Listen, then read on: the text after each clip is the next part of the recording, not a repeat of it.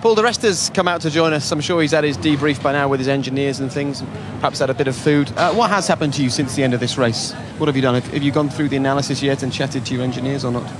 Yeah, just like normal debrief. Just going through it. Just seeing it on a computer makes it a bit different.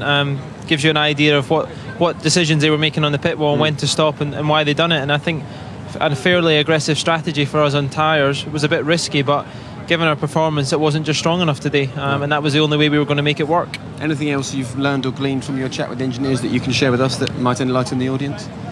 Not really. I think we were where we were. It certainly showed. I think the work we done on Friday, the laps that we could do on the soft tyres equal the hard tyres, is what we targeted, and that's all that was going to be left in them.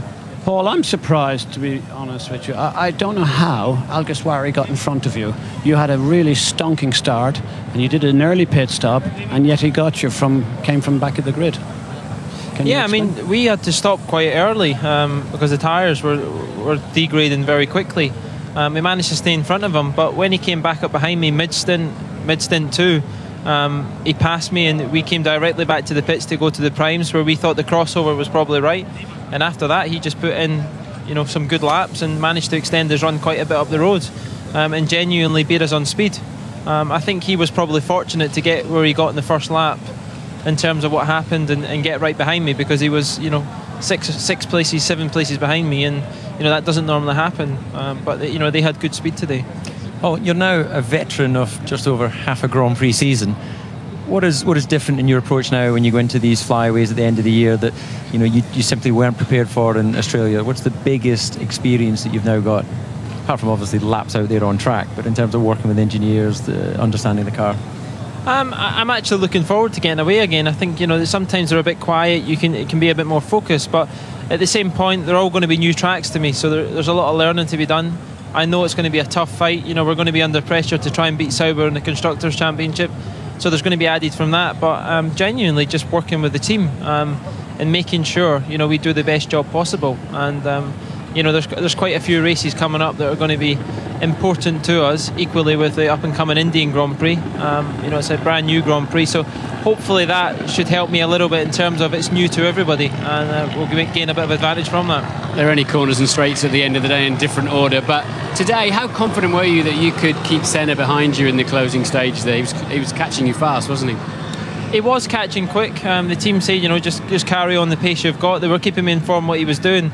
He had a different tyre choice to me, so he was on the options at the end. We were prime, and I think the delta between them was what it was. I think it would have been tough to keep him behind, given that their straight line speed advantage they had over us this weekend, again, would have proved difficult. But we've scored 4 points, and that's what we came here to do. Paul, if you can remember the second last lap, because I was watching with great interest what this little battle could be, and you lost 2.5 seconds. Was that an error on your behalf, or was just outright speed from Jaime? Because it seems such a big amount of time to lose. On the second last lap, that was Jensen Button came up behind me, and I had to let him through. He had the blue flag lights on in the car, and I had blue flags on track, and I don't want to get in the way of it at the front. I knew there was a bit of a gap to Senna, and that was well within reach of staying in front of him until the end of the last lap. And being lapped, of course, helped you in that position, because then the lap was brought forward an early. Interesting point we should talk about at some stage, where the lapping actually can be an advantage. Yeah. While we've been talking to you, Nico Hülkenberg walked behind and into the track. Who do you think would be your teammate at Force India next year? Will you be at Force India next year? Nothing. The team have said that they won't come out until December and say what the driver lineup is, which is quite late. I'm just focusing on the job I've got to do at the moment. There's people in the background that do that kind of work for me, and that's what they're there to do. I'm there to drive the car, and I'll continue just trying to make the best possible job until then, and see what it leads to. But the first Grand Prix season's always difficult, and you need to make a name for yourself, and I'm just going to keep hopefully building a long-term future with Force India. It leaves a bit of uncertainty though, doesn't it? You'll be driving around in Brazil wondering if this is your last hurrah at Force India. Would you rather that it was sorted out now and you knew you were in the car for next year and you could focus on that? I think in hindsight you always do. You would always push for that.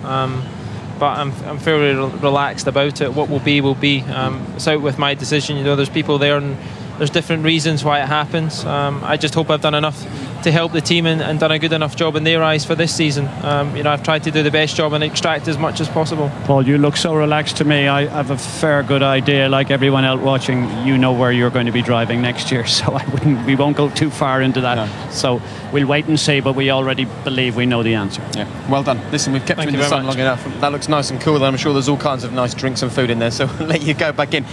Wish there was air conditioning in the paddock. We'll see you later on. Thank you. All right, see you in Singapore, Paul. Congratulations.